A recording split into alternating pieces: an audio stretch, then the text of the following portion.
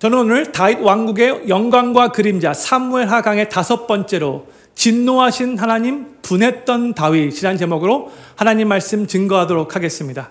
토마스 메리커스라는 아티스트가 유명한 3D 로테이팅 글라스 스culpture를 만들었어요.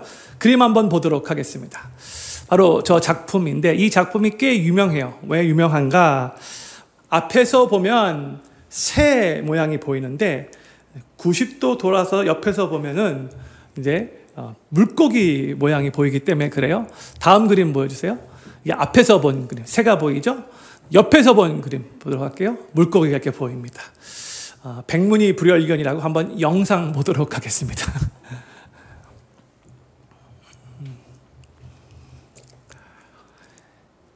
이제 앞에서 보는 새가 보이죠? 돌아갑니다. 옆에서 보는 그림, 그림이 아니죠. 형상이죠.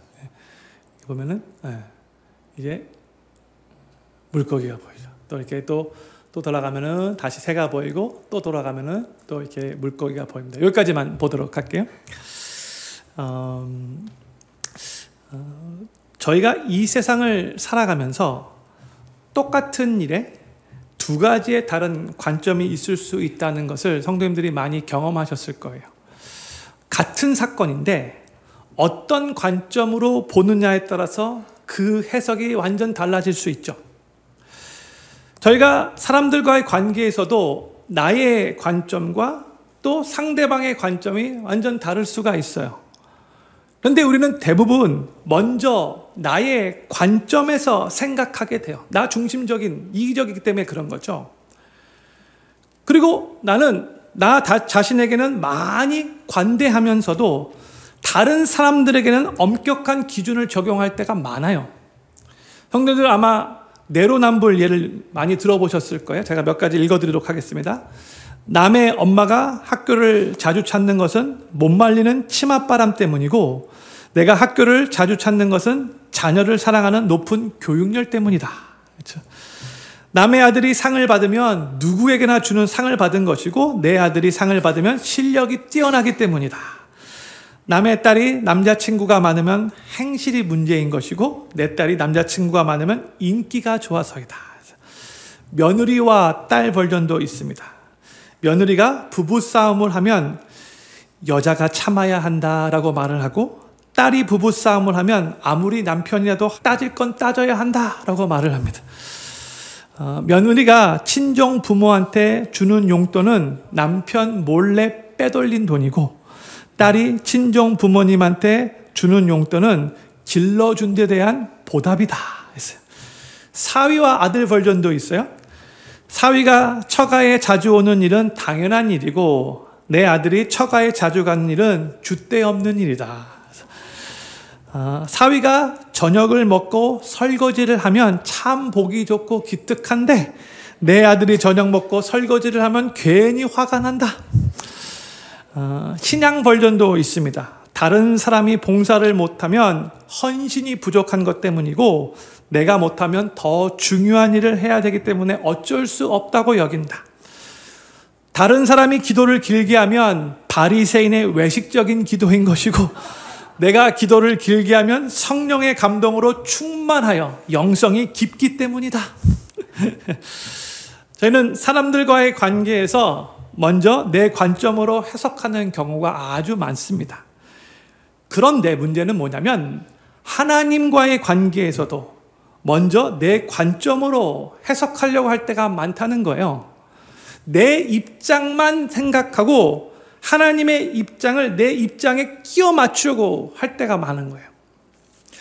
그러나 성도님들, 참된 신앙은 내 관점으로 바라보고 해석하는 것이 아니라 하나님의 관점으로 바라보고 해석하는 것입니다. 저희는 지난주에 다윗이 온 이스라엘의 왕이 되고 난 후 하나님이 다윗과 함께 계셔서 점점 강성해져가는 내용을 나누었어요. 이스라엘의 수도를 예루살렘으로 옮길 때에 예루살렘 성은 원래 천연 요새여서 정말로 정복하기 힘든 곳이었지만 다윗은 하나님의 도우심으로 그 예루살렘도 쉽게 정복할 수 있었어요. 또한 이제 예루살렘에 왕궁을 지어야 하는데 두로의 왕이 부탁하지도 않았는데 먼저 자원해서 다윗에게 백향목과 목수와 석수도 보내주는 아주 큰 페이버를 받게 했습니다. 또한 무수히 많은 강력한 블레셋의 군사들과 전쟁을 하게 되었는데 2번 연속 하나님의 도우심으로 블레셋을 쳐서 승리했고 전에 빼앗겼던 영토마저도 다 되찾았어요. 이게 지난주에 저희가 나눈 내용이죠. 이제 오늘 본문 말씀은 사무엘하 6장의 내용인데 다윗은 계속해서 이 이스라엘 백성들, 온 이스라엘을 잘 다스리고 싶었어요. 하나님이 자기에게 맡긴 하나님 나라라고 생각했던 거죠. 다윗은 이 이스라엘이 12지파로 나뉘어져 있기 때문에 이게 한 나라이면서도 실제로는 하나로 연합되기가 어렵다는 현실을 잘 알고 있었어요. 그래서 다윗은 이 모든 지파가 진정으로 하나 연합되려면 무엇보다도 하나님을 향한 신앙 안에서 하나 되어야 한다라고 확신을 하게 된 거예요. 그래서 다윗은 이제 하나님의 임재를 상징하는 이 언약궤, 70년 동안 방치되어 있던 이 언약궤를 이제 예루살렘으로 옮겨오기로 결정을 내립니다. 오늘 본문 말씀으로부터 약 70년 전에 하나님의 언약궤는 블레셋과의 전쟁에서 패한 후에 빼앗기게 되었어요. 저희가 사무엘상 4장 내용을 나눌 때 이 내용을 이미 나눴죠. 그런데 이 언약궤가 블레셋 땅에 있으면서 이 언약궤가 있는 곳마다 그 땅에 엄청난 재앙들이 막 쏟아지면서 일어났죠. 그래서 어쩔 수 없이 이 블레셋 사람들은 울며 겨자 먹기 식으로 그 언약궤를 다시 이스라엘 땅으로 돌려보냈어요. 근데 그때 그 언약궤는 아비나답이라는 사람의 집에서 계속해서 방치되었고 이제 70년이라는 시간이 흐른 거예요.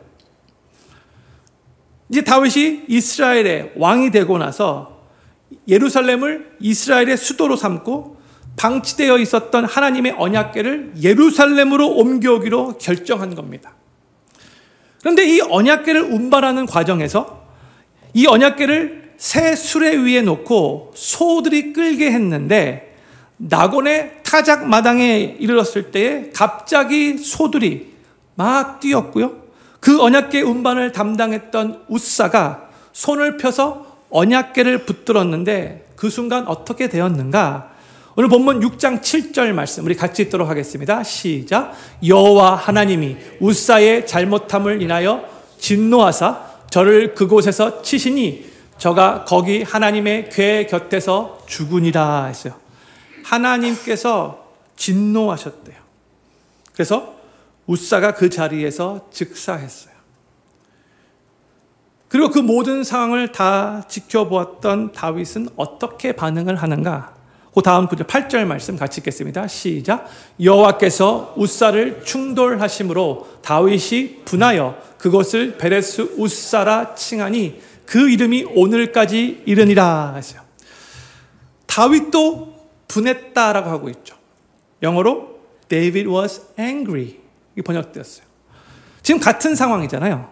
네, 하나님도 진노하셨는데 또 다윗도 화가 났대요. 왜 다윗이 화가 났던 걸까요? 언약궤 운반을 담당했던 웃사가 잘못한 것 같아가지고 화가 난 건가? 아니면 너무나 냉정하게 웃사를 정말 그 자리에서 죽게 하신 그 하나님 때문에 화가 난 건가? 아니면 이 전체 과정을 잘 감독하지 못한 자기 자신 때문에 화가 난 건가? 사실 정확하게 그 이유는 알 수 없어요. 그런데 확실한 것은 다윗은 원래 자기가 의도했던 대로 일이 다 진행되지 않아서 화가 난 것은 맞아요. 원래 이게 아니었는데 그 상황 때문에 너무나 속상한 거예요.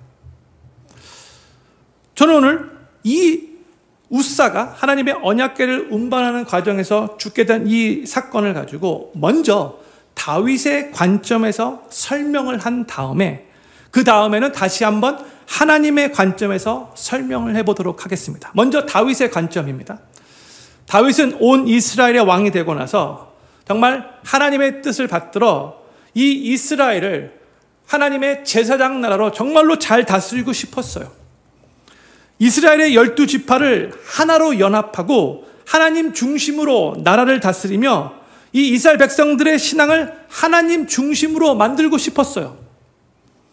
그래서 70년 동안 방치해 두었던 하나님의 언약궤를 예루살렘으로 옮겨오는 일을 아주 중요하게 여겼어요. 오늘 본문 말씀에는 나오지 않지만 병행구인 역대상 13장 말씀을 보잖아요. 이런 내용이 기록되어 있어요. 13장 3절 말씀이에요. 우리가 우리 하나님의 궤를 옮겨오자 사울 때에는 우리가 궤 앞에서 묻지 아니하였느니라 하매 했죠. 지금 다윗이 왜 언약궤를 예루살렘으로 옮겨오고 싶은가를 이 3절에서 알려주고 있는 거예요.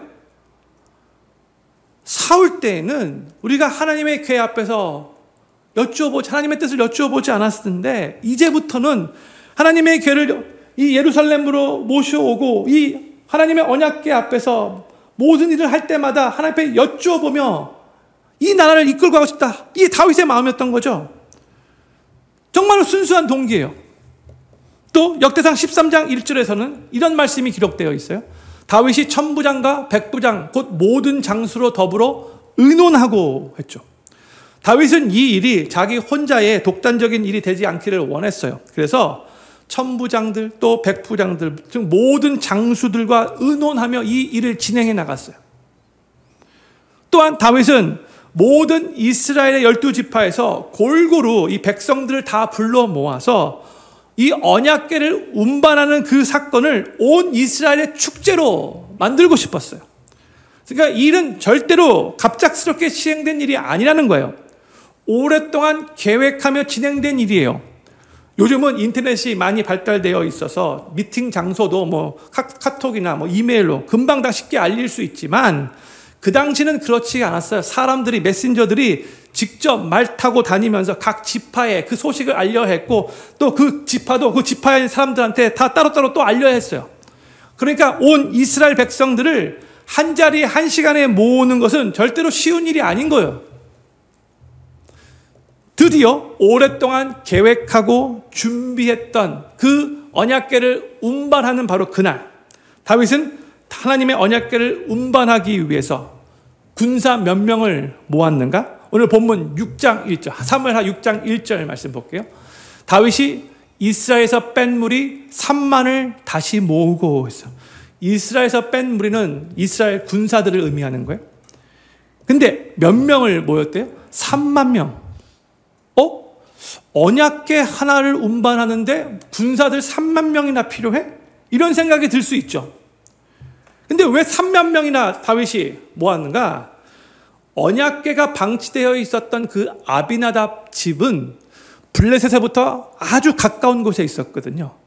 그렇기 때문에 혹시 모를 블레셋의 공격에 대비하기 위해서 3만 명의 군사들까지 동원하며 철저하게 준비했다는 거예요. 혹시 모를 위험을 대비해서. 언약궤를 운반하는 그날의 분위기는 어떠했는가? 오늘 본문 5절이 이렇게 말씀하고 있어요. 다윗과 이스라엘 온 족속이 잣나무로 만든 여러 가지 악기와 수금과 비파와 소고와 양금과 제금으로 여호와 앞에서 주악하더라 했죠. 여기에 보면 이스라엘 온 족속이라고 하고 있어요. 12지파가 다 골고루 모였다는 거예요. 그리고 온갖 악기를 다 동원했어요. 그 악기를 가지고 하나님 앞에서 연주했대요. 그러니까 그 모든 악기를 가지고 하나님께 찬양하면서 영적으로 축제적인 분위기를 만들면서 하나님의 언약궤를 운반해 오려고 했던 거예요. 다윗은 이제 언약궤를 중심으로 하나님께 질문하며 하나님이 기뻐하시는 나라를 세울 거라는 부푼 마음을 가지고 이 언약궤 운반 계획을 다 세웠던 겁니다. 그런데 그 언약궤를 깨끗한 새 수레에 놓고 소가 끌게 했는데 어떤 일이 일어났는가? 6절 말씀이에요. 저희가 나곤의 타작마당에 이르러서는 소들이 띠므로 웃사가 손을 들어 하나님의 궤를 붙들었더니 했어요. 소들이 갑자기 뛰었대요. 수레에 있었던 이 언약궤도 흔들렸겠죠? 그것을 본 운반을 담당했던 웃사가 자신의 손을 펴서 그 궤를 붙들었어요. 그런데 그 순간에 웃사가 즉사했어요. 한순간에 축제적인 분위기에서 썰렁한 분위기로 바뀌었어요. 이쪽에서는 막 찬양하고 악기를 치고 막 그랬는데 분위기 싸해졌어요. 와, 하나님 너무하신 거 아니에요? 어떻게 이렇게 분위기를 한순간에 깨뜨릴 수 있어요? 와, 하나님 완전 분위기 킬러 아니에요? 오히려 하나님이 우사에게 야, thank you very much 이렇게 말씀해 줘야 되는 거 아닌가요? 다윗이 얼마나 기대하며 얼마나 오랫동안 계획하고 준비해 왔는데 어떻게 이렇게 한순간에 찬물을 끼워 얹을 수 있습니까, 하나님? 다윗은 자신이 원래 기대했던 대로 일들이 진행되지 않아서 운반을 담당했던 우사가 죽었기 때문에 그 분위기가 정말 초상집 분위기로 바뀌어서 마음이 많이 속상하고 화가 났던 거예요. 그 상황 가운데 마음이 많이 무겁고 힘들었던 거예요. 이번에는 하나님의 관점에서 이 사건을 다시 풀이해 보도록 하겠습니다. 지브지브지브지브지 테이프 돌아가는 소리. 요즘에 다 디지털 시대여 가지고 이런 아날로그 테이프부터 모를 텐데 VHS 테이프 돌아가는 소리였습니다.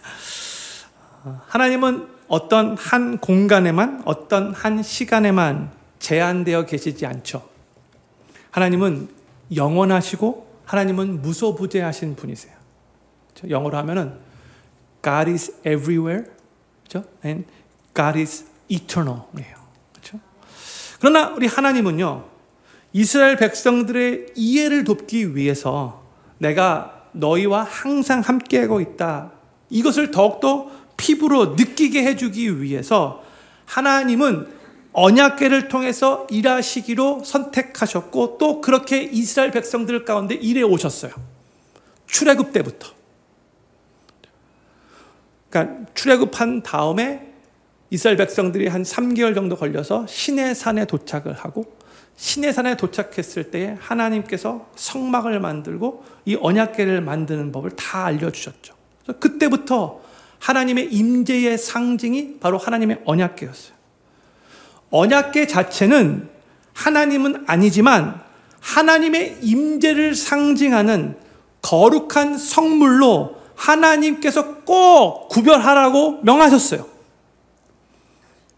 이제 다윗이 왕이 되더니 온 이스라엘 12지파를 연합시키고 싶어서 하나님 중심으로 나라를 다스리겠다고 이 언약궤를 70년 동안 방치되었었는데 예루살렘으로 운반해 온다고 합니다.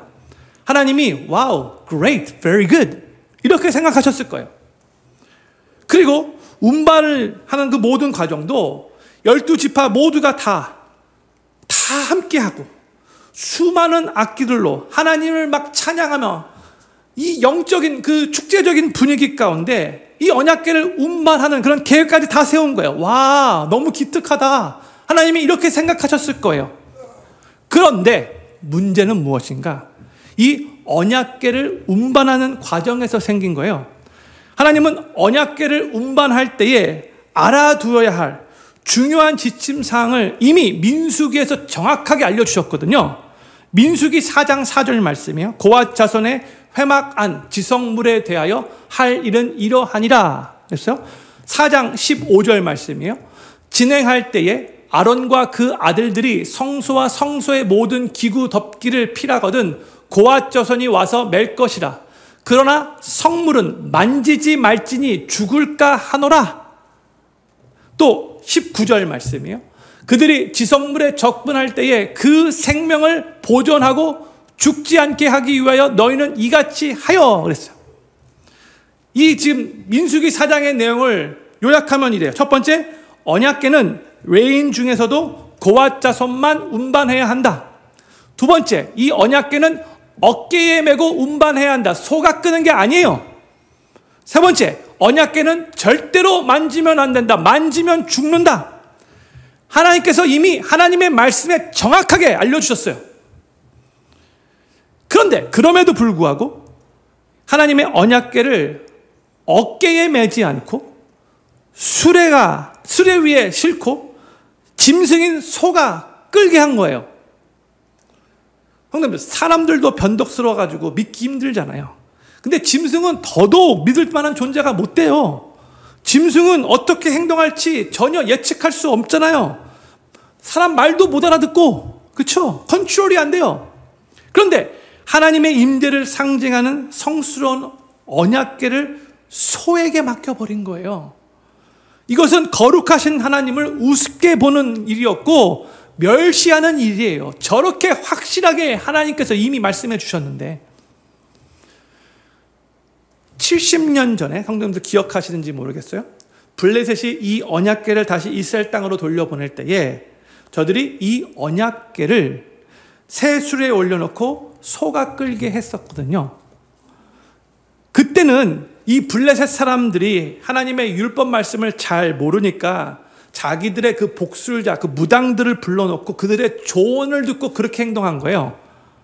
그런데 지금 하나님의 백성들이 이 하나님의 말씀, 정확하게 기록되어 있는 이 하나님의 말씀 제껴놓고 블레셋의 무당들이 조언했던 그대로 이 언약궤를 소에게 끌도록 한 거예요. 그러면 되는 줄 알았겠죠? 70년 전에 그랬다고 하니까. 이 아비나답이 하나님의 언약궤를 받을 때에 소가 끌고 왔거든요. 우리도 그럼 그렇게 하면 되겠다, 이렇게 생각했던 것 같아요. 근데 다르죠. 어떻게 블레셋 사람들과 똑같이 행동할 수 있겠습니까?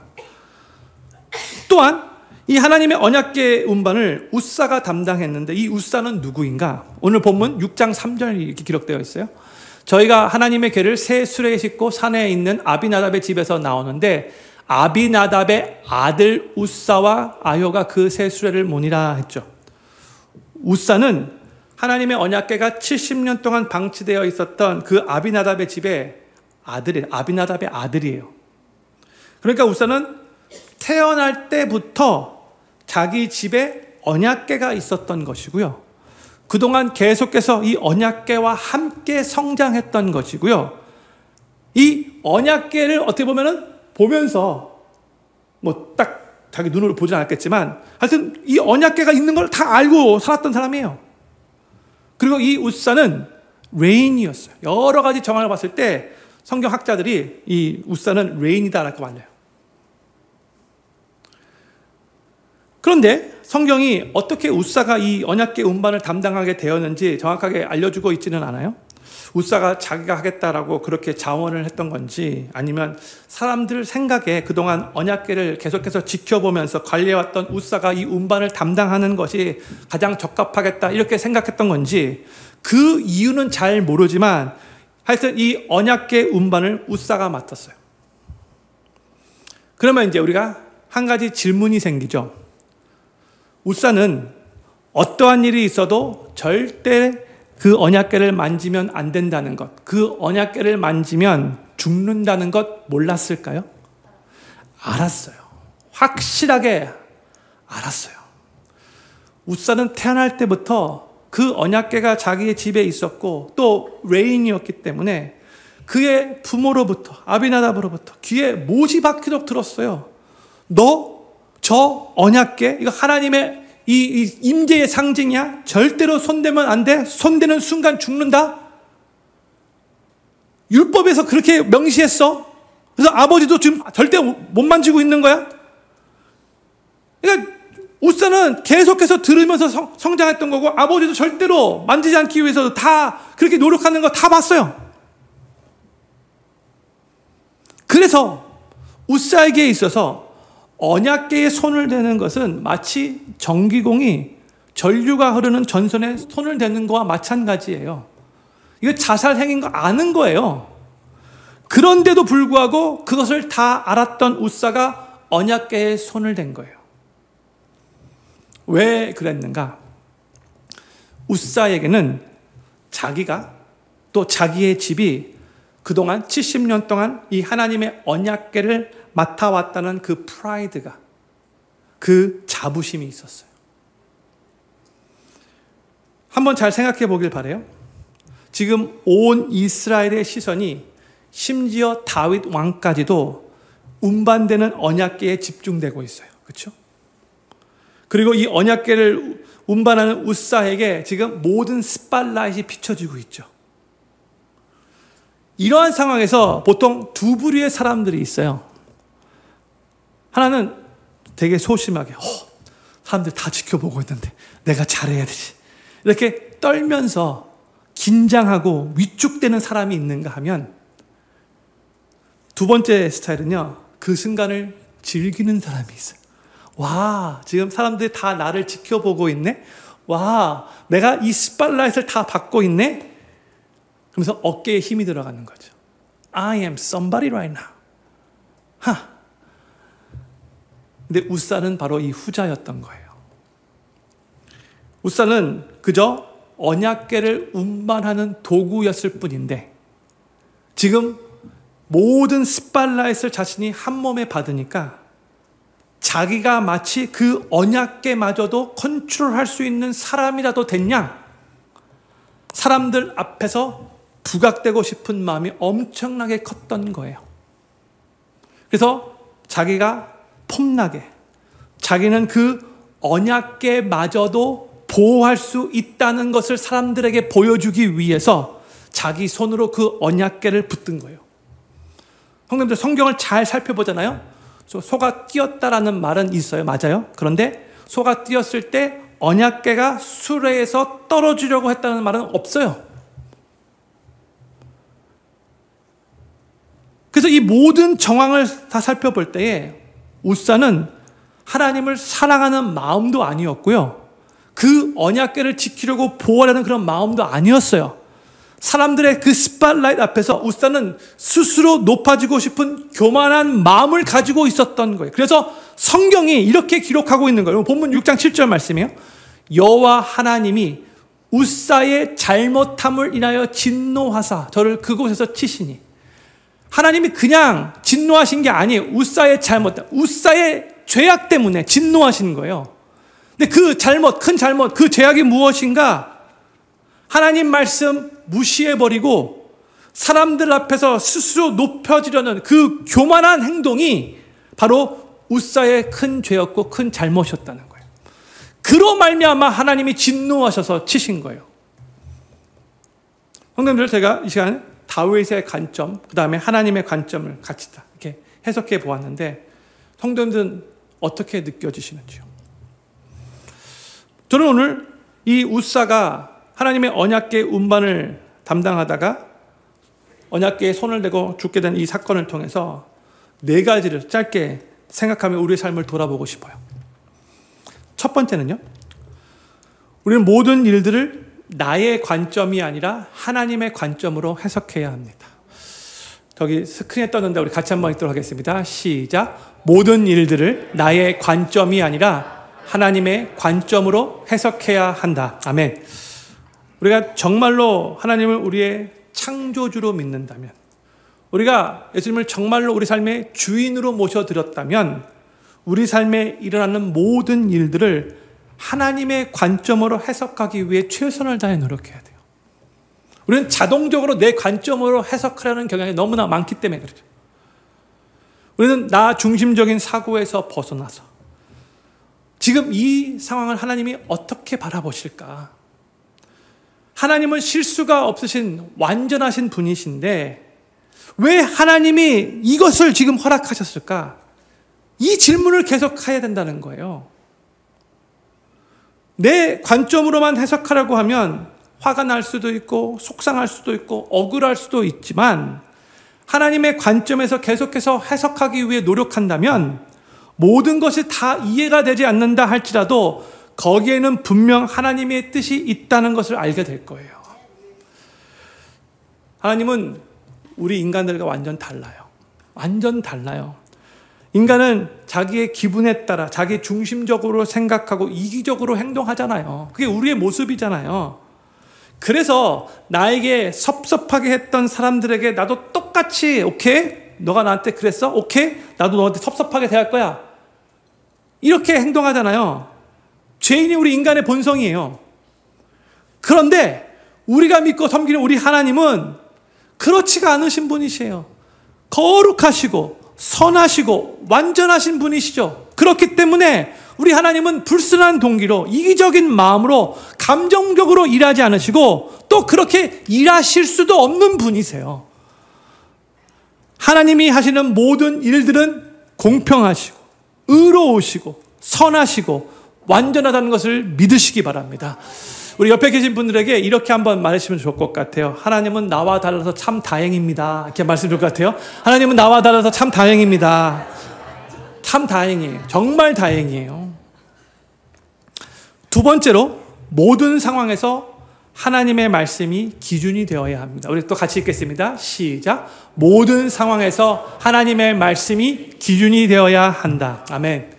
우사는 레인이었고 또한 일평생 언약궤와 함께 살았기 때문에 그 누구보다도 언약궤를 어떻게 운반해야 할지, 어떻게 이 언약궤를 핸들해야 할지 제일 잘 알았던 사람이에요. 핑계댈 수 없어요. 그러나 우사는 하나님의 말씀을 무시했고 교만하게 행동했다가 결국 하나님께서 말씀하신 그 경고대로 그대로 죽게 된 거예요. 그런데 성도님들, 우리가 꼭 알아야 하고 기억해야 될 게 뭐냐면 평상시에 하나님의 말씀을 무시하는 그 습관이 결정적인 순간에도 하나님의 말씀을 무시하는 행동으로 나타난다는 거예요. 평상시가 중요한 거예요. 우사는 그동안 하나님의 말씀을 아주 잘 순종해 와며 하나님 말씀대로 살기 위해 최선을 다해 노력했다가 지금 아주 급한 상황에서 한순간의 실수로 무의식적으로 언약궤에 손을 대서 죽은 게 아니에요. 평상시에 하나님 말씀 무시하고 교만했던 그의 태도가 지금 이 결정적인 상황에서 그대로 나타난 거예요. 성도님들, 평상시에 하나님 말씀 가볍게 여기면 이래도 괜찮겠지?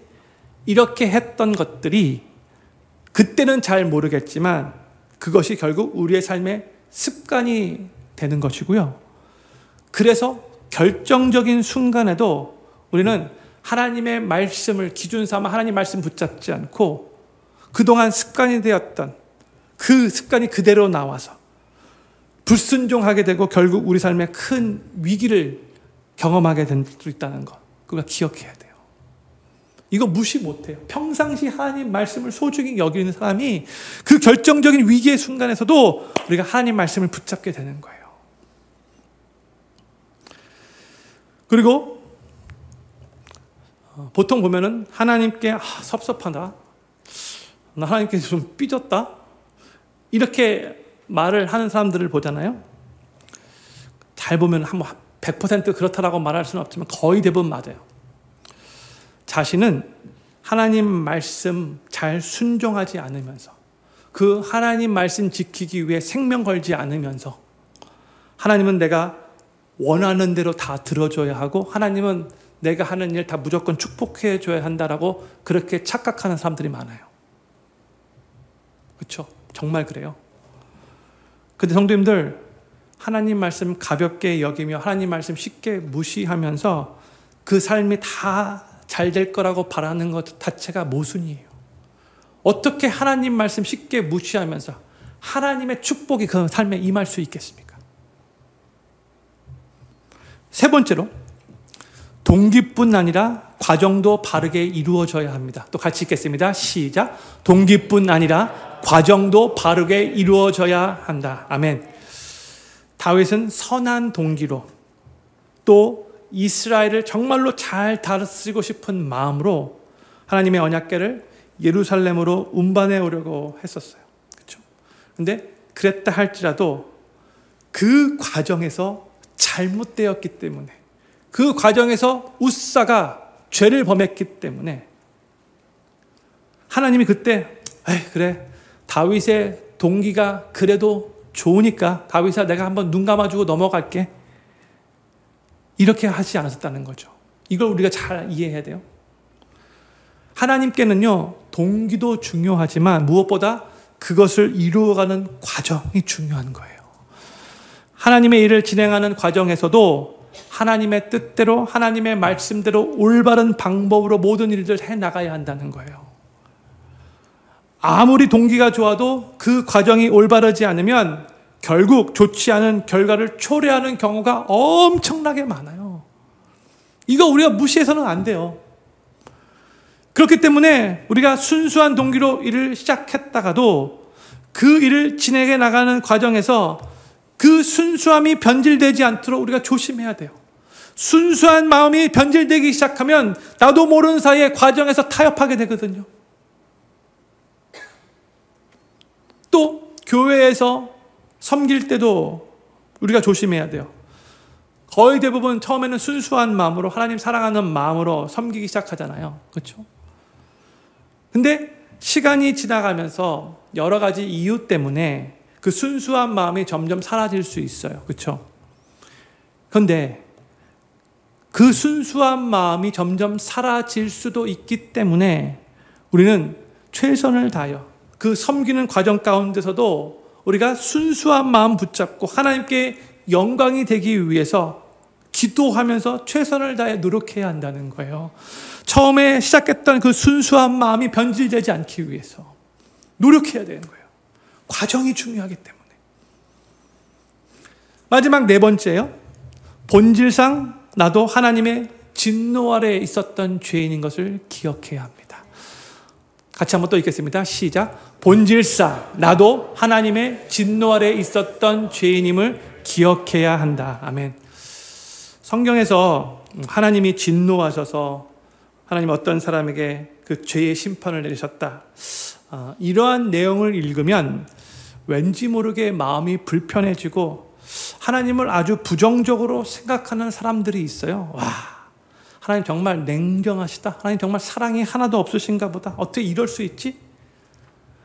이렇게 생각하는 사람들이 의외로 많이 있어요.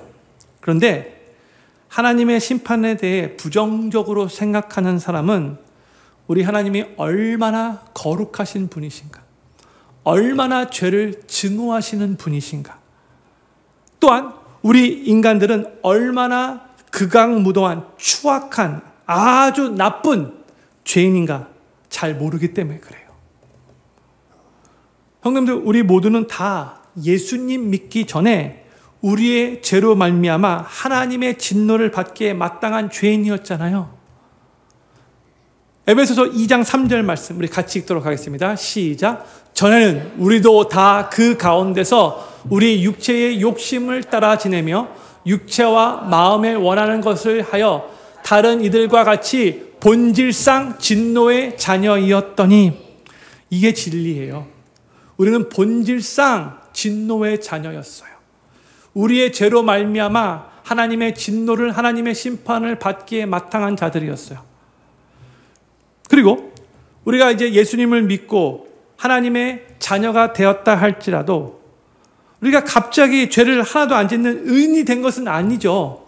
하나님이 예수 그리스도의 그 보혈을 통해서 우리를 의인으로 그렇게 바라보시긴 하지만 우리는 여전히 연약해서 죄를 짓는 죄인이잖아요.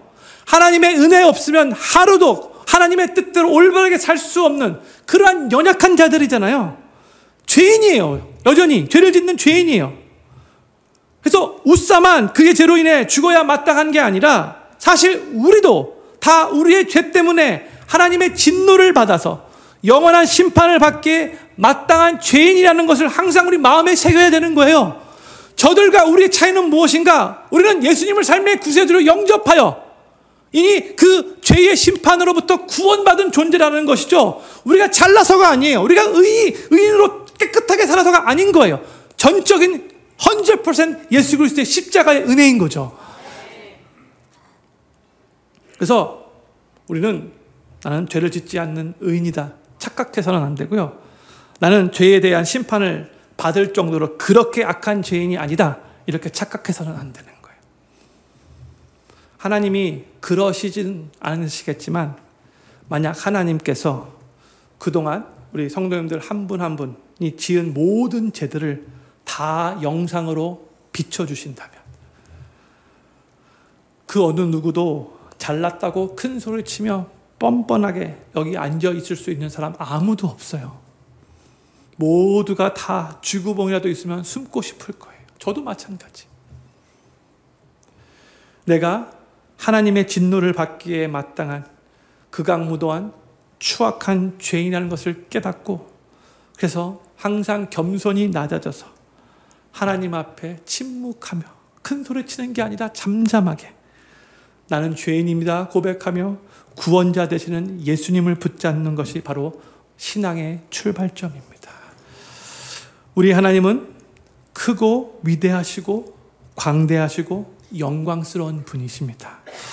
그리고 우리 하나님은 전능하시고 전지하시고 절대 주권자 되신 sovereign한 하나님이십니다. 또한 동시에 우리 하나님은 거룩하시고 순결하시고 완전하신 분이십니다. 그 어느 누구도 이 하나님 앞에서 잘났다라고 큰 소리 칠 수 있는 사람 아무도 없어요. 우리가 우리 자신을 바라보며 우리가 얼마나 끔찍한 죄인인가, 얼마나 하나님과 큰 차이가 있는 죄인인가를 항상 우리가 인지하며 살아가야 돼요. 우리의 죄안된 지식으로 우리의 크신 하나님을 다 이해할 수는 없겠지만, 그럼에도 불구하고 우리는 항상 우리의 모든 죄를 깨끗하게 용서해 주신 그 하나님의 은혜에 감사드리고, 실수가 없으신 완전하신 하나님을 신뢰하며 의지해야 하고, 또한 항상 겸손한 자세로 하나님 말을 높이며 하나님께 찬양과 경배를 올려드려야 합니다. 그게 예수님 믿는 우리 크리스찬들이 항상 매일매일 삶 속에 가져야 할 올바른 태도인 거예요. 저는 필름교회 모든 성도님들이 우리의 제한된 지식으로 하나님을 다 이해할 수는 없지만, 그럼에도 불구하고 본래 심판받기에 마땅한 극악무도한 죄인인 나를 구원해 주신 하나님께 깊이 감사하는 마음을 가지시기를 바라고, 모든 일들을 다 하나님의 관점으로 해석하면서 완전하신 하나님을 의지하고 신뢰하시고, 모든 상황에서 하나님 말씀을 기준 삼아 하나님의 말씀을 순종하고 따르며 동기뿐 아니라 과정도 올바르게 진행해 나가면서 계속해서 겸손한 자세로 하나님께 찬양과 경배를 올려드리는 삶을 살아가시게 되기를 우리 구주 예수님의 이름으로 간절히 축원합니다. 우리 다 같이 자리에서 일어나셔서